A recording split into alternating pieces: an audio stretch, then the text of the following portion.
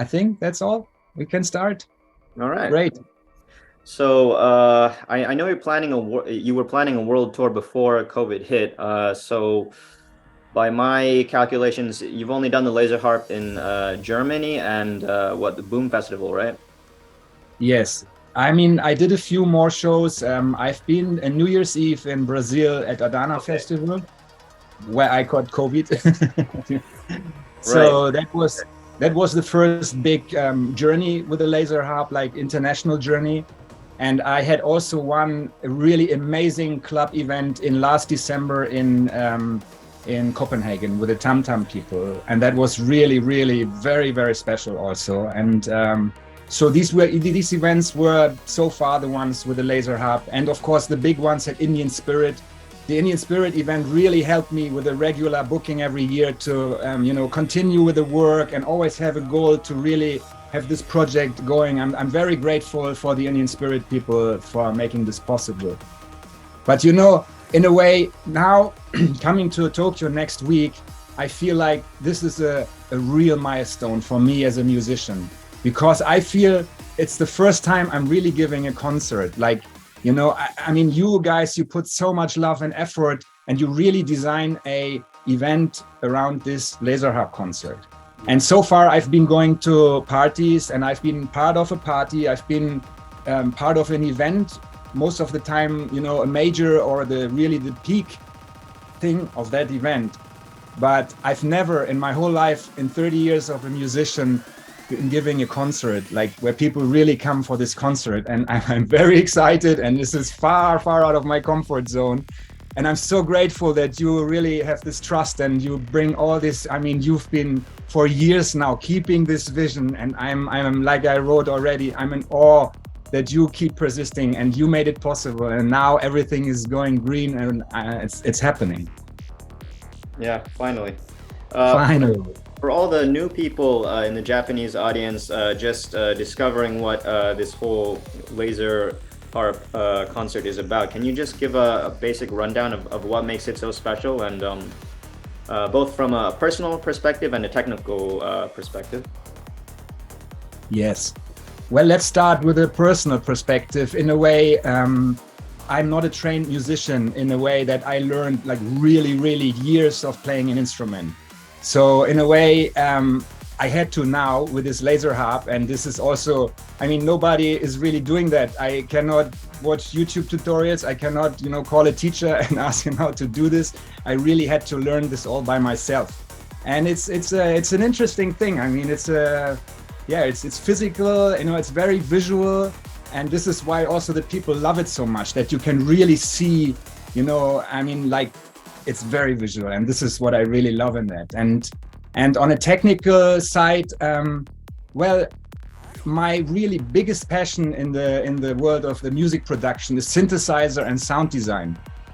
And so as this thing, the Laser Harp is basically a MIDI controller in the end, and I can trigger any sound and any synthesizer in the computer that I want. It's like this amazing thing is meeting my biggest passion, sound design. So I could really go wild. And like I said, in the lockdown, I spent, I think, 1.5 years only creating sounds for the Laser Harp, trying all kinds of possibilities, trying what melodies work, trying what sounds work.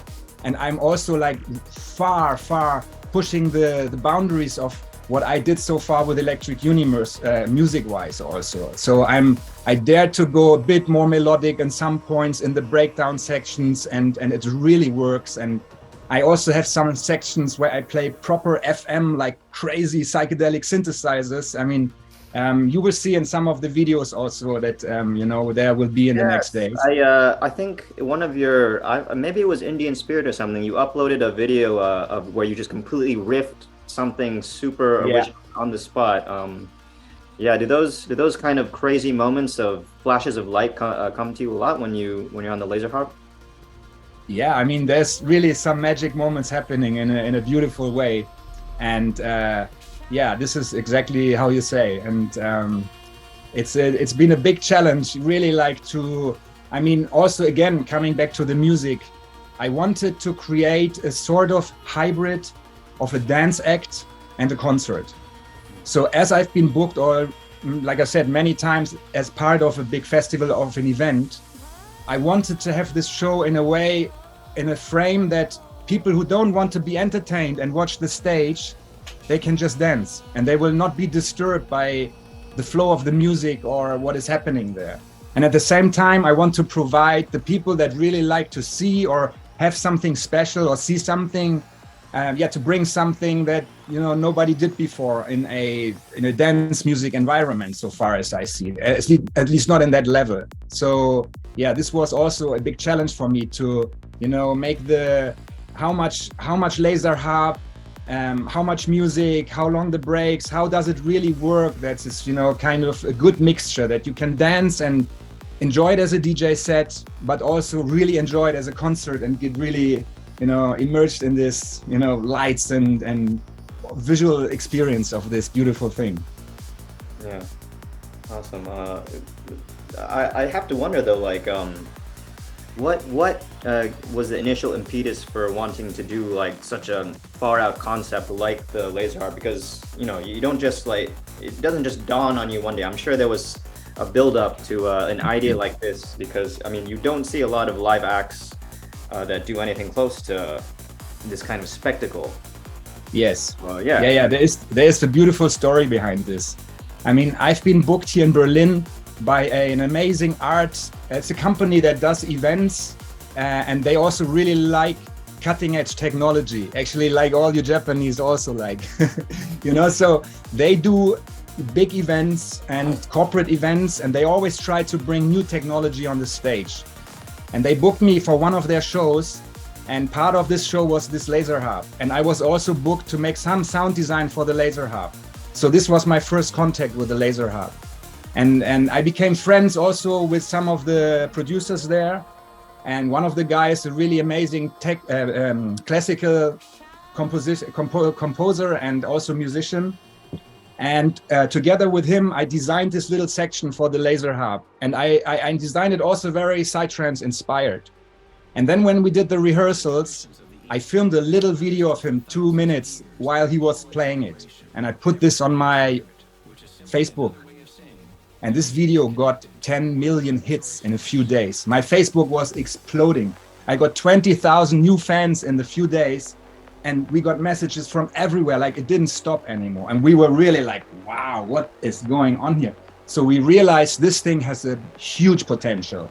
And from there, I started slowly building this and up to where we are now. Amazing. Yeah.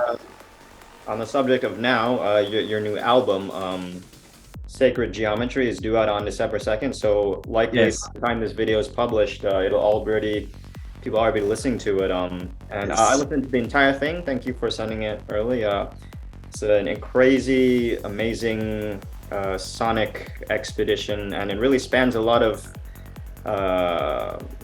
Eastern and Middle Eastern sounds that I personally love, and I think it Yes. also resonates with the Japanese audience on a Yes. pretty deep level. Can you talk a little bit about how this amazing masterwork, Sacred Geometry, came to be? Absolutely, yes. I mean, I've been working on this album for 8 years, actually. My last album was 2013, Journeys into Outer Space. And already the Journeys into Outer Space really marked a new phase in my connection with the psytrance scene and with its music, and also as a dancer on the dance floor. And I really rediscovered my deep passion and love for psychedelic trance. And I really went into, you know, a new phase of production process. I also started to really work with a team. I mean, I started working with my good friend Osh, who's running Sacred Technology, the label. So he's been like my music mentor in a way. I also started to work with an amazing guy, Yaron. He's a Mindspin, and he's doing the best, I mean, mastering work there's, you know, available in my taste for this kind of music. So he really helped me to upgrade my sound, make better bass lines, send me kick drums. I mean, really upgraded my sound. So I started to work with a team that is still growing in a way. And yeah, just having this time and being able to make music and refine the tracks, go back to the studio again and again, I really took time for this until I really felt like every note, every beat is like really perfect, nothing to change anymore. And also, I mean, there's amazing collaborations. Ace Ventura is really, this track is going crazy since we released it. The one with Faders, The Calling for Peace, been one of the biggest anthem of this whole year now in the festival season.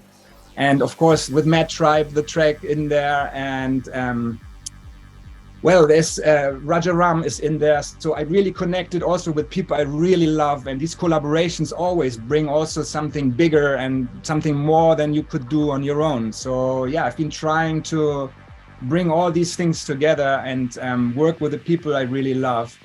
And it's really interesting you mentioning the also the Eastern or the Oriental touch of melodies. This is something that has also been much more becoming important in the production of the music for the Laser Harp show, because I really wanted to be more melodic, and really because I can play amazing melodies with this. But in a way, if you do psychedelic trance and you go too melodic with, you know, usual harmonic shifts, I personally find it gets very easy, very cheesy. And I don't like too much cheese in psychedelic trance. I mean, then I rather go and listen to some house music, which I also really like. And I also like cheesy music. I mean, nothing wrong with that, but not in psytrance. It doesn't, for me, it doesn't really work.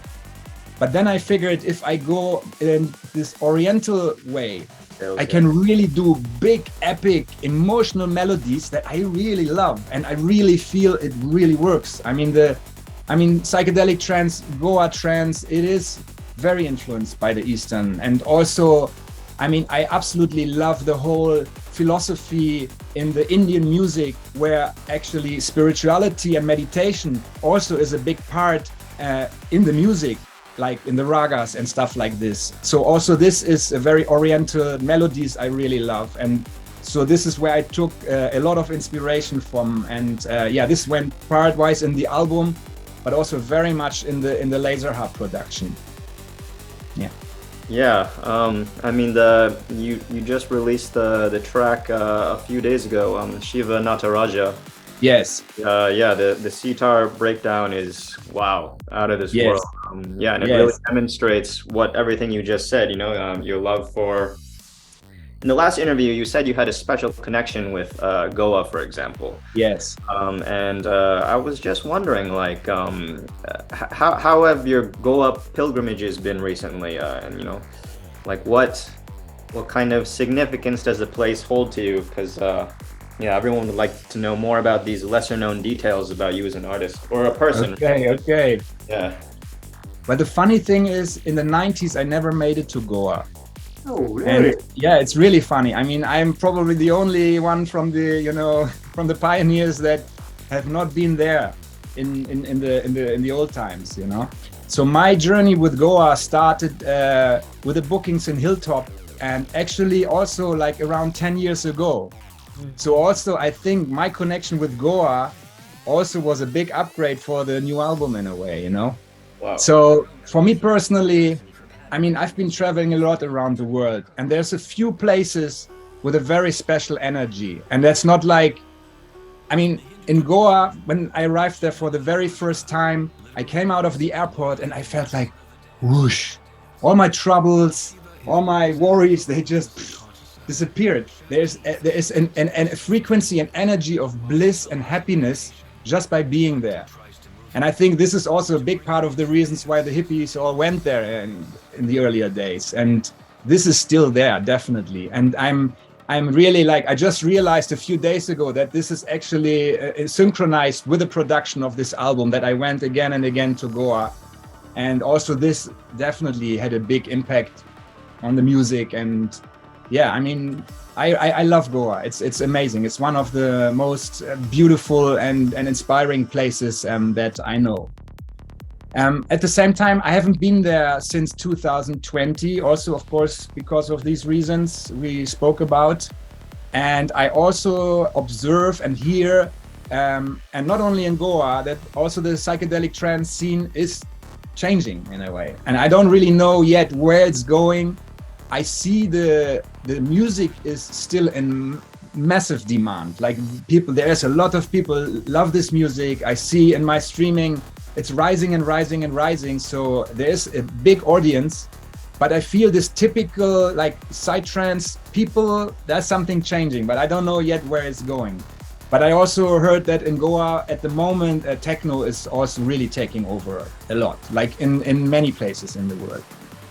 But yeah, I mean, it looks really good that I'm gonna be in Hilltop in next February again, finally. So it's still happening, and I'm sure it's gonna have a beautiful and bright future there as well.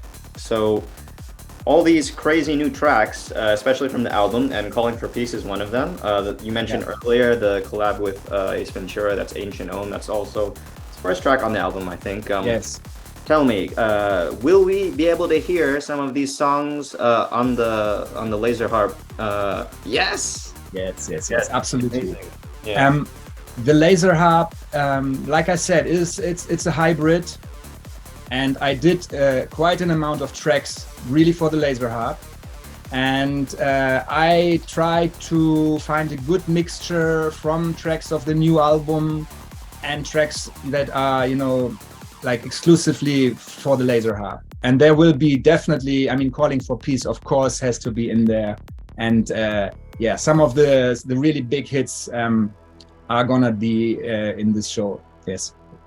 That's amazing. Can't wait to hear it live. I think it really goes to show that just on a global scale, psytrance is definitely on the uptick. It's expanding to include more demographics, just on a massive scale. But I think the beautiful thing is, even though the market's growing, I think we can all agree that, you know, the genre itself will always occupy a kind of, you know, a special, unchanging place in the grand cosmology of music. For sure. Yeah, why do you personally think that's the case, and what makes this music that we love so special, do you think? Well, I mean, for me, one of the key things in psychedelic trance is the strength of the rhythm section. So the beat and the bass is so fat because, I mean, we are very limited, so it's a very narrow frame we can work with how the sounds are set in psychedelic trance. So some people who are not so deeply into that might say, well, this is always the same, and it is also in a way. But this thing that we do, it's perfected, like to the maximum. We bring the maximum impact a sound system can give. And this is really stronger, I think, than in most of the other genres. And this is one part of the reason why I really like this energy of the psytrance beat. And also the tempo, especially in the full-on area like the 145, is a very, very driving and strong, energetic experience. And this is two things that I think, they are unique in the psychedelic trance. And this is also one of the reasons why I feel it really deserves, exactly as you say, to stand there. And I heard many times, like for example, the more commercial trance producers, they are really they envy our rhythm section and the power in our music, and they're always asking how they doing these guys, how are they doing this? So I think this is one of the really strengths and benefits of the psytrance genre. Yes. Yeah, you said it beautifully. Now, I just want to go on a bit of a tangent. I don't want to sound too much like a shill, but I always really admired the name Sacred Technology, because it kind of merges two things. On the one hand, sacred, I would say, refers to, like, you know, the timeless, ancient regions of the soul, and technology obviously refers to the kind of modern technology by which it can be communicated, which is through the medium of dance music. So yeah, and I think you know, it relates to a lot of what you're doing. You know, you take the ancient kind of aspects, you use the Eastern scales and everything, and you combine it with a pumping, incredible drive. when it's all said and done, you know, like what kind of effect would you like your music to have on the world as a whole? Oh, this is a big question. I mean, this is also connected to what we just spoke before. I mean, psychedelic trance, there's the word psychedelic in there. And without doubt, there is possibilities of spiritual experiences through psychedelic substances. And this is something that ancient cultures using forever. And I think this is something what we in our Western societies are, you know, really looking for, to have vision quest, to connect with the earth, to connect with the spirits, to connect with the higher spirit, to connect with the, you know, the reason why we are alive, and, you know, to give life purpose and a meaning. And I think this is, you know, okay, now the laser harp is coming. I'm sorry. Okay. Pause. I mean, in my own experience, going to parties, I had many times where I went to a festival and I felt like really going to an event as a little small ego and leaving the event as a really expanded cosmic consciousness in a very, very beautiful way. And I think this is, yeah, I mean, like a ritual that, you know, we've been really searching for, what the old ancient tribes have been doing forever. And I think we were really missing this here in our separate, like, you know, societies. And this is something very beautiful that psytrance is giving to the world. And I mean, in that frame also, what I really love is the, you know, the ethic codex and the behavior, how people meet in psytrance. I mean, in a real psytrance festival, people really meet. Like, they look at each other, they're smiling, they're, you know, they're taking care of each other. There's no fights. I've never, in 30 years, I haven't seen a single fight on a festival. And this is for me something very, very special. And when I look around in the world and in these days, I think this spirit is so needed, that we have a possibility to survive as a species. So I'm really an optimist, like, and I'm also really like, I don't know, I mean, like, I'm carrying this vision for my kids also, like, to bring a world, you know, to continue, you know, creating a world that is worth living and we can give to our kids in a good way. And sometimes it's not so easy, but yeah, this is what I feel about this. Well said. Beautiful. And with that, maybe you can leave us with a heartfelt message for your adoring Japanese audience who gets to see you live and in person next week. Wow. All my Japanese friends and fans, I cannot express in words how excited I am to coming back to Japan next week, especially to bring this amazing laser harp concerts to you. And I so much look forward to seeing you all, to feeling you all, you know, together there and to celebrate this very, very special moment. Thank you.